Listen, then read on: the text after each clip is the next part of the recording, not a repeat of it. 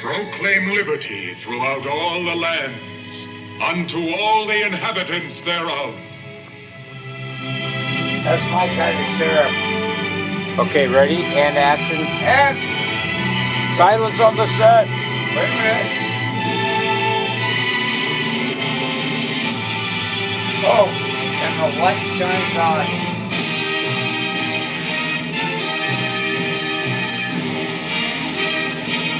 And here comes Frank Sinkovich. Were outraged, but they weren't mad at the local lawmen. They were upset with the federal agents who brought him down. Now Frank Grimes takes us to the Wild West town where there's about to be a showdown.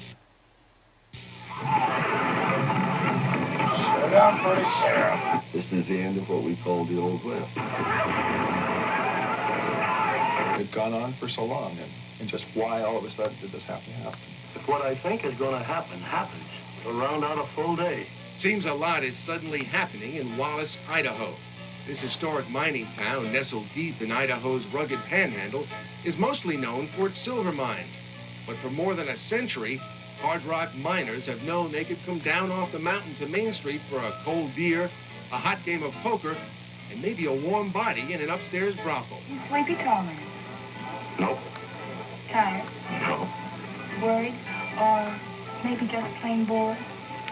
Not a chance, baby. Growing up here, it was always the prostitutes were in Wallace. That was the way it was. We grew up with him, and you didn't even give him a second thought. But when thinking of the Wild West, it's hard to imagine a place wilder than Wallace. Wild West. A town where the madams are generous, not only with their girls' favors, but also with their cash. They outfitted the high school band and even the local Little League. The ladies that ran the places, the brothels and stuff like that, they shopped in the local grocery stores. They walked down the street just like any normal person would. They treated the people in Valley good. But all this illegal activity came to a screeching halt last June when feds rolled into town and broke up the poker and prostitution and put an end to the town's tawdry tradition. It was a Sunday morning when 150 F.B.I. agents broke down the barroom door. Sam Eisman is a local attorney in Shoshone County. On that fateful day in June of '91, when the 150 F.B.I. agents swooped in, seized all their money, put liens on their bars, and said, hey, you people are out of business. But locals can't figure out why it took the feds more than a century to see that all might not be on the up and up here in Wallace. Residents say their town gave a green light to the red light district long ago. In fact, according to some, the most important job of Sheriff Frank Sinkovich was to shield all this shady behavior. He allegedly did not enforce the laws relating to prostitution.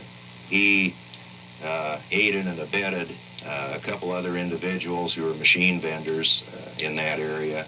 The feds say when old Sheriff Sinkovich wasn't busy upholding the law, he was busy taking bribes from the local madams and bar owners.